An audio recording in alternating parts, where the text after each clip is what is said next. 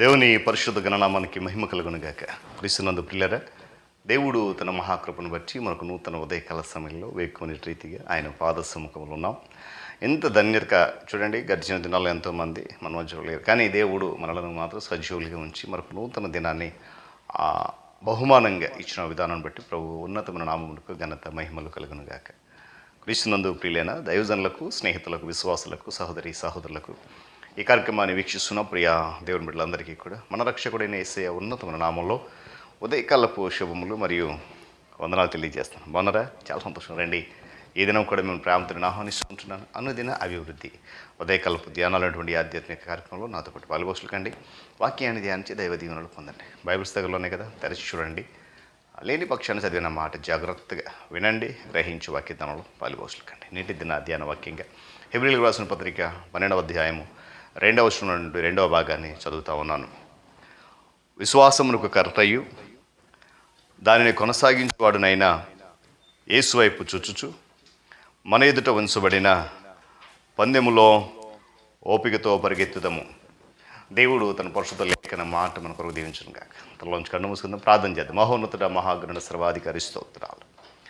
ఈ ఆధ్యాత్మిక కార్యక్రమం ద్వారా అనేక సత్యాలు మేము నేర్చుకుంటున్నాం. మరి ఈ దినం కూడా అట్టి స్థితులు నడిపిస్తామని, మీ ఆత్మను మాతో ఉంచుతామని, ఈ కార్యక్రమం ద్వారా బలపరుస్తామని యేసు నామములో నమ్మి విశ్వసిస్తూ ప్రార్థిస్తున్నాం మా తండ్రి. ఆమేన్. రైట్, పిల్లరా, చదవనటువంటి ఈ వాక్య భాగం మనందరికీ చాలా బాగా తెలుసు. తెలీదండి? చెప్పాలి, తెలీదా? అందరికీ కూడా చాలా బాగా సుపరిచితమైనటువంటి పాఠ్యం. ఎందుకంటే అక్కడ విశ్వాస వీరుల పట్టిక తర్వాత విశ్వాసులు తర్వాత ఏం చేస్తారు అనే ఒక స్పష్టమైనటువంటి వివరణ భక్తుడు పౌలు ఇవ్వడం జరిగింది. ఈ 12వ అధ్యాయం ఏం చేయాలి మనం అని అంటే, భూమి మీద ఉన్నప్పుడు విశ్వాసమునకు కర్త అనేటువంటి క్రీస్తు వారు, దానిలో కొనసాగించేవాడు కూడా ఆయనే. కాబట్టి మన ఎదుట ఒక పందెం ఒకటి ఉంది. ఆ పందెములో మనం పరిగెత్తడానికి ఒక గురి కావాలి. ఆ గురి ఎవరంటే విశ్వాసం కర్త అయిన యేసయ్య. ఆయన మన కొరకు సిలువలో చనిపోయి తిరిగి లేచి మరలా సింహాసనం ముందు ఆసీనుడై ఉన్నాడు. మనము ఆయన వైపు చూస్తూ ఏం చేయాలా? ఓపిక కలిగి పందెంలో పరిగెత్తాలి. హల్లెలూయ, గట్టిగా చెప్పండి కలిగి హల్లెలూయ. పిల్లల, ఆటంకాలు మరియు అడ్డంకులు చాలా ఉంటాయి. హెచ్చులు ఉంటాయి, తగ్గులు ఉంటాయి, ముళ్ళు ఉంటాయి, గాయాలు కూడా ఉంటాయి, శ్రమలు ఉంటాయి, అవమానాలు కూడా ఉంటాయి. వీటన్నిటితో నిండి ఉన్నది క్రైస్తవ జీవితం. ఈ నిండి ఉన్నటువంటి క్రైస్తవ జీవితం ఎలాంటిదనంటే ఒక పరుగు పందెం వంటిది. ఆ పరుగు పందెం యొక్క అంతములో మన కొరకు కనిపెట్టుకుని కొన్ని గౌరవాలు ఉన్నాయి. అంతేకాకుండా బహుమానాలే ఉన్నాయి. అవి మనల్ని ఎప్పుడు కూడా ప్రోత్సహిస్తూ ఉంటాయి ఆ ప్రదేశానికి చేరడానికి. దేవుని స్తోత్రం కలుగును గాక. కాబట్టి గట్టిగా చెప్పాలి. చూడండి, ఆ పరుగు పందెపు ముగింపులో విశ్వాసమును కొనసాగించేటువంటి మనము దేవుని గొర్రెపిల్లైనటువంటి ప్రభు అయిన యేసు ప్రభు వారిని ముఖాముఖిగా చూస్తాం. గట్టిగా ఈ పందెంలో ముగింపు మనం ఏం చేస్తామంటే ప్రభువును ముఖాముఖిగా చూస్తాం. ఆయన మన కొరకు పరుగును ప్రారంభించాడు 2025 సంవత్సరాల క్రితం. ఏమని? ఇప్పుడు ఆయన తన 2 హస్తములు చాచి మనల్ని ఆహ్వానిస్తూ ఉన్నాడు. మనల్ని స్వీకరించడానికి అక్కడ ఆయన వేచి చూస్తున్నాడు. హల్లెలూయా చెప్పండి గట్టిగా హల్లెలూయా. ఏమండి, మనము ప్రభు యొక్క ఆనందంలో ప్రవేశించడానికి ఒక మార్గము సరళం చేయబడింది. పరుగు పందెం యొక్క అంతము నిత్య ఆహ్లాదమే. కన్నీళ్ళు ఉండవు, దుఃఖం ఉండవు, మరణము లేనే లేదు. అది అంతము లేని ఆనందము, ఆనందము, ఆనందం, కేవలము స్తుతి మాత్రమే. అక్కడ ఏం చేస్తాం? నిత్యమైనను ఆరాధిస్తాం అంతే దేవుణ్ణి. హల్లెలూయా చెప్పండి హల్లెలూయా. యేసుక్రీస్తు ప్రభు వారు దేవుని యొక్క సింహాసనం మీద కుడిపార్శ్వన ఆసీనుడై ఉన్నాడు. మనము కూడా ఆ విధంగానే ఆ సింహాసనం ముందు కూర్చుంటాం. నిత్యత్వం మన పని ఏంటో తెలుసా? ఏం చేయాలా? సువార్త బోధించాలా? ప్రార్థన చేయాలా? ఉపవాసం ఉండాలా? నిత్యత్వం మన పని ఏంటంటే నిత్యము ఆరాధించడమే. అక్కడ ఆనందం ఉంటుంది. ఆనందంతో దేవుణ్ణి స్తుతి మాత్రమే చేయాలా.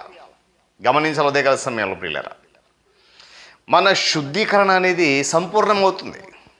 నిత్యత్వంలో మన యొక్క శుద్ధీకరణ అనేది సంపూర్ణమవుతుంది. మనము దేవుని యొక్క పరిశుద్ధతలో సంపూర్ణంగా పాలిభాగస్వం అవుతాం. గట్టిగా చెప్పాలి హల్లెలూయా. పాలిభాగస్వం అవుతాం. మనము రూపాంతరం చెందుతాం. తర్వాత ఎప్పుడైతే రూపాంతరం చెందుతామో ప్రభు వల్లే మనము ఉంటాం. గమనించాలి.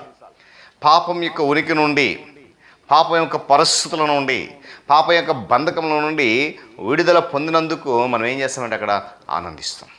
భవిష్యప్పుడు మనము ఈ భూలోకంలో ఉండగా ఆ పాపము నుండి ఆ బంధకాలను విడిపించినందుకు ఒకవేళ సంతోషించట్లేదేమో, కానీ నిత్యత్వంలో మాత్రము మనం ఏం చేస్తామంటే పాపం యొక్క ఉనికి నుండి విడుదల పొందిపోయాం, పాపపు లోకమున నాకు ఎలాంటి సంబంధం లేదని చెప్పి అక్కడ నిత్యం మనం ఏం చేస్తామంటే ఆనందాన్ని పొందుకుంటాం. హల్లెలూయా చెప్పండి. ఇలా మనము అదృష్టమైనటువంటి దేవుని చూస్తాం నిత్యత్వంలో. ఎందుకంటే తెలుసా, సమీపించరాని తేజస్సులు నివసించు దేవుడు ఆయన, అక్షరాల మనతో నివసిస్తాడు. ఎవరు సమీపించడం తేజస్సు నివసించు దేవుడు అక్షరాల మనతో నివసిస్తాడు. మనం ఆయన ప్రజలము, ఆయన మేపు గొర్రెలేము అనేటువంటి విషయాన్ని కీర్తనగా చెప్పాడు. అంతేకాకుండా మన దేవుడు అనే సంపూర్ణ భావనలు మనం ఉంటాం. మనం ఆయన పిల్లలము, ఆయన మేపు గొర్రెలమని చెప్పి కీర్తనగా చెప్పినట్లుగా నిత్య ఆ భావములోనే ముందుకు మనము కొనసాగుతాం. పిల్లల దేవుని పిల్లలముగా మనము ఆశీర్వాదమైన మన జన్మ హక్కును సంపూర్ణంగా అనుభవిస్తాం. అక్కడ గట్టిగా చెప్ప, ఎప్పుడు విశ్వాసమున కర్త అయినటువంటి క్రీస్తు వారిని చూస్తూ ఓపికతో పనులు పరిగెడితే ఈ బహుమానాలన్నీ, ఈ గౌరవాలన్నీ కూడా మనము పొందుకుంటాం. అందుకే వాక్యం మాట్లాడదు కదా, మనందరి బాగా సుపరిచిత మాట, దేవుడు తనను ప్రేమించే వారికి ఏవైతే సిద్ధపరిచాడో అవి చెప్పాలి, కంటికి కనబడలేదు, చెవికి వినబడలేదు, మనుష్య హృదయానికి గోచరమో కాలేదు. మనకైతే దేవుడు తన ఆత్మ వలన బయలుపరచడు ఇవన్నీ కూడా. ఇప్పుడు ప్రత్యక్షపరచబడినది అప్పుడు సంపూర్ణంగా అనుభవంలోనికి వస్తుంది. హల్లెలూయా, గట్టిగా చెప్పండి హల్లెలూయా. చివరికి పిల్లరా, మనము రాజులు మరియు యాజకులంగా నిశ్చలమైనటువంటి ఆయన రాజ్యంలో నిత్యము దేవుని సేవిస్తూనే ఉంటాం. నిత్యము దేవుని సేవిస్తున్నాం. ఈ భూలోకంలో కొంతసేపు ప్రార్థన చేస్తాం, కొంతసేపు పాటలు పాడతాం, కొంతసేపు వాక్యం చదువుతాం, కొంతసేపు ప్రసంగాలు చేస్తాం, కానీ అక్కడ నిత్యము దేవుని సేవిస్తూనే ఉంటాం. ఏ పని ఉండదు. భూలోకంలో రకరకాల పనులు ఉంటాయి, కానీ అక్కడ దేవుని సేవించడమే పని. ఇహలోక పరుగు పందెములు అన్నిటిలో పిల్లల ప్రజలు ఒక కప్పు గెలుచుకుంటారు, లేదా డబ్బులు గెలుచుకుంటారు, లేదా ఇంకా రకరకాల మెడల్స్ గెలుచుకుంటారు. కానీ క్రైస్తవ పరుగు పందెంలో మనం ఒక కిరీటము, ఒక రాజ్యాన్ని పొందుకుంటాం. దేవుని స్తోత్రం చెప్పండి కదా. హల్లెలూయా.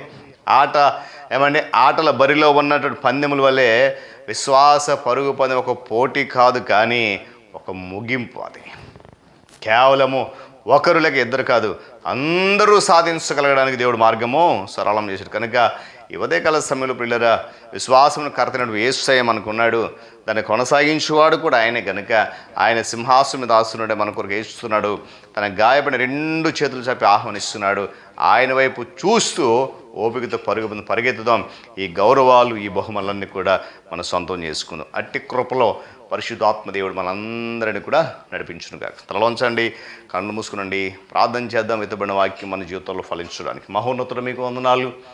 నూతన ఉదయకాల సమయంలో నిత్యత్వంలో మేము ఏమైతే పొందుకోవాలనుకుంటున్నామో, నిత్యత్వంలో ఏ గౌరవం అయితే మాకు సంపాదించి పెట్టావో, ఏ ఆనందమైతే మా కొరకు సిద్ధం చేసావో, దాన్ని పొందుకోవడానికి మేము ఏ విధంగా సాగాలి అనేటువంటి ఒక చక్కటి శ్రేష్టమైనటువంటి ఉదాహరణ నీ ప్రియకుమారుడు మా రక్షకుడు క్రీస్తు వారి జీవితం మా ముందుంచు. ఆయన వైపు చూస్తూ ఆ విశ్వాస ఓపికతో పరిగెత్తి ఆయన నీ రాజ్యంలో చేరుకుని, తద్వారా మా కొరకు నువ్వు ఏర్పడినటువంటి ఆ బహుమానం, ఆ సిద్ధపరిచిన గౌరవాన్ని మేము పొందుకొని అనుభవిస్తూ నిత్యము నేను సేవిస్తూ స్తుతించే భాగ్యము దయచేయండి.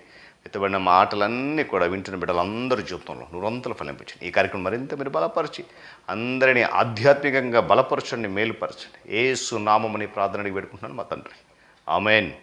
త్రియేక దేవుని దీవెన, ఆయన సన్నిధి కాపుదల సదాకాలము మనందరికీ తోడని నడిపించును గాక.